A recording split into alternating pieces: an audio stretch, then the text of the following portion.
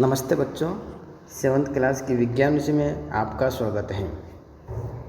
पिछले वीडियो में हमने लेसन नंबर 4 ऊष्मा के बारे में चर्चा करी थी, जिसमें से हमने डॉक्टरी थर्मामीटर के बारे में अध्ययन किया था। आज हम बात करने वाले हैं प्रयोगशाला तापमापी, यानी प्रयोगशाला जो तापमापी हैं इसका प्रयोग किस प्रकार से करते हैं और ये हमारे लिए किस प्रकार से उपयोगी है।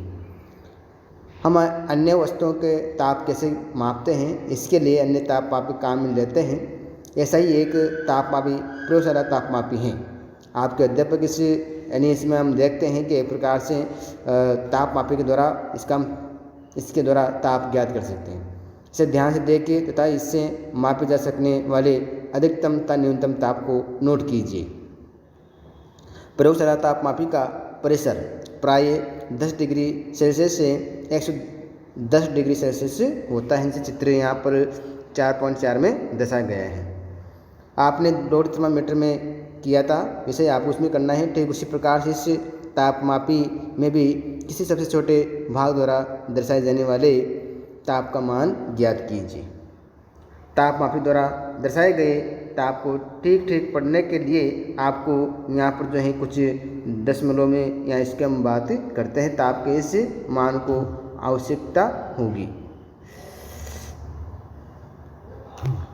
विभिन्न प्रयोजनों के लिए विभिन्न प्रकार के तापमापी उपयोग किए जाते हैं। मौसम की रिपोर्ट में दिए गए अधिकतम तथा न्यूनतम ताप की जानकारी देने के लिए अधिकतम न्यूनतम तापमापी उपयोग की जाती है। जैसे हम मौसम विभाग की अगर बात करते हैं तो वो भी एक प्रकार से मौसम के बारे में बताते हैं कि आज का तापमान कितना है और कल का तापमान कितना रहा, सुबह का तापमान कितना है, दोपहर का तापमान कितना है, शाम का तापमान कितना है।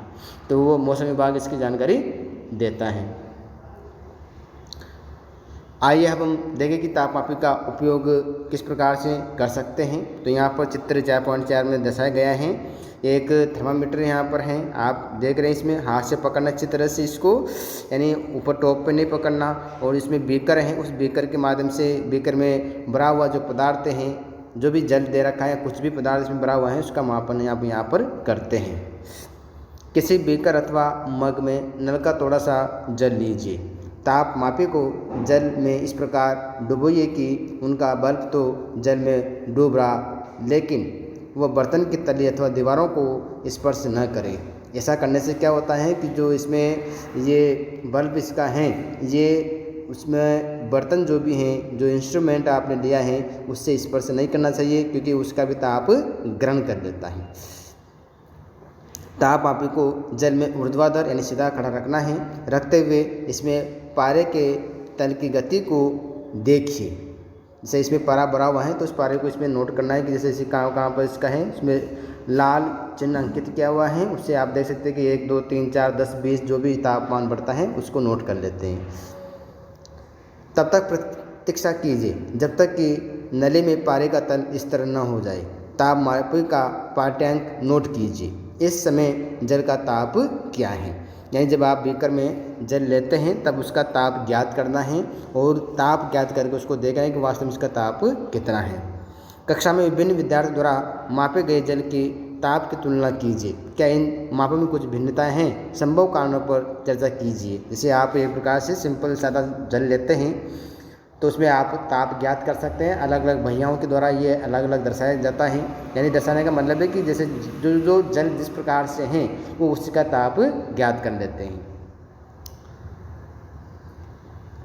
आगे हम देखते हैं इसमें प्रयोगशाला तापमापी का उपयोग करते समय डॉक्टरी थर्मामीटर का पाठ्यांक लेते समय बरतनी जाने वाली सभी सावधानियों के अतिरिक्त निम्नलिखित सावधानी भी बरती जानी चाहिए। जैसे तापमापी को ऊर्ध्वाधर रखना चाहिए, तिरछा नहीं रखना चाहिए। तापमापी का बल्ब चारों ओर से उस पदार्थ से घिरा होना चाहिए जिसका ताप मापना है। बल्ब बर्तन की दीवार से स्पर्श नहीं करना चाहिए, उसको छूना भी नहीं चाहिए। तो इस प्रकार से यहाँ पर एक जो है दोस्त अपने दूसरे दोस्त से यहाँ पर बात करते हैं, जिसको बुझो माध्यम से इसको समझाता है कि किस प्रकार से क्या करना चाहिए।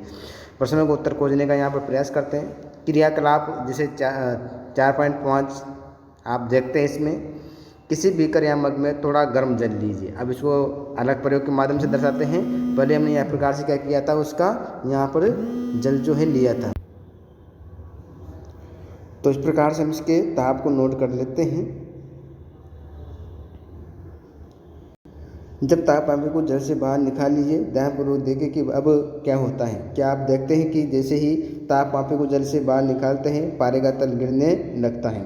इसका अर्थ है किसी प्रयोगशाला ताप मापी द्वारा ताप का पाठ्यांक तभी नोट करना चाहिए जब उसका बल्ब जल या उस वक्त उस वस्तु में रखा जिसका ताप मापना है। स्मरण कीजिए, अपने शरीर का ताप मापते समय आपको पाठ्यांक नोट करने के लिए थर्मामीटर का उपयोग करते हैं तो मुंह से बाहर निकालना पड़ता है।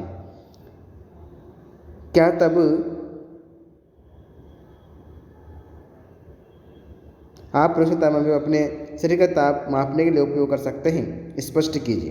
प्रयोगशाला ताप मापी का उपयोग इस प्रयोजना के लिए सुविधाजनक नहीं है। डॉक्टरी थर्मामीटर को मुंह से बाहर निकाल लेने पर पारे का तल नीचे या ऊपर क्यों नहीं जाता है?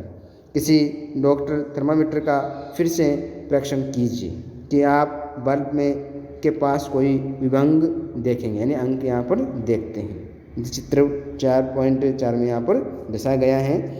डॉक्टर थर्मामीटर में एक विभंग होता है। जो विभंग का क्या लाभ है?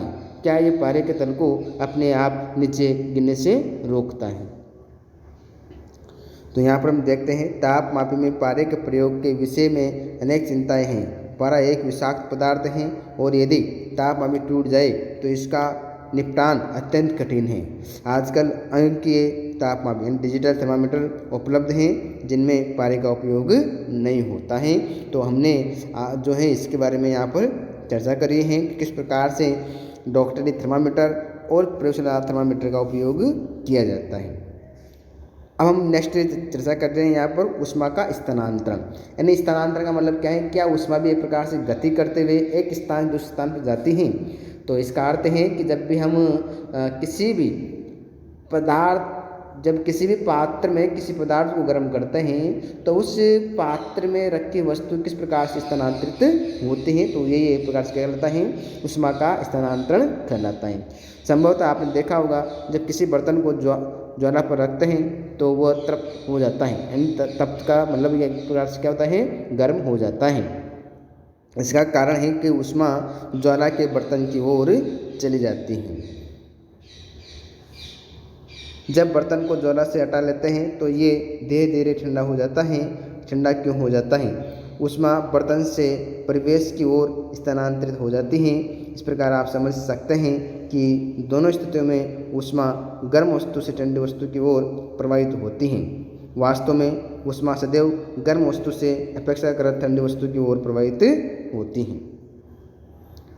ऊष्मा किस प्रकार स्थानांतरित होते हैं, आइए इसके एक क्रियाकलाप के माध्यम से समझते हैं।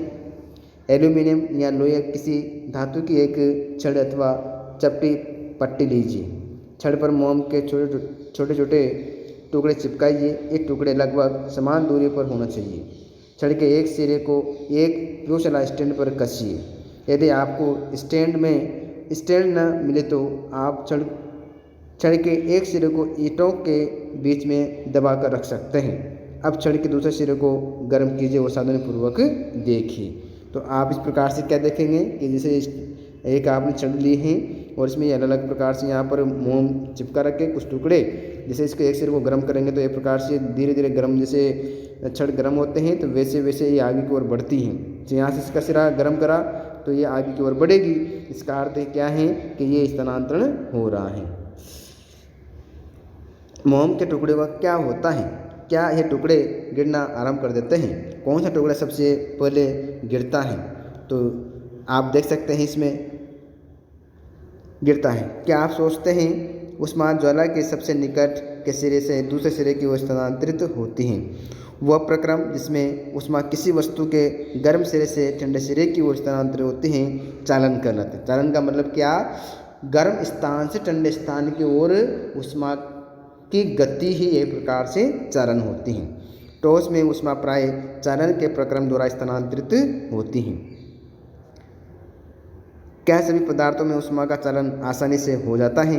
आपने अवश्य देखा होगा कि खाना पकाने के लिए उपयोग किए जाने वाले धातु के बर्तन में प्लास्टिक या लकड़ी की हत्ती लगी होती हैं। क्या आप किसी तप्त बर्तन को हत्ती से पकड़कर बिना हाथ उठाए इसको एक प्रकार से हाथ जलाए उठा सकते हैं? तो इस प्रकार से हमने यहाँ पर चर्चा करी है कि किस प्रकार से इसमें चालन की क्रिया संपन्न होती है।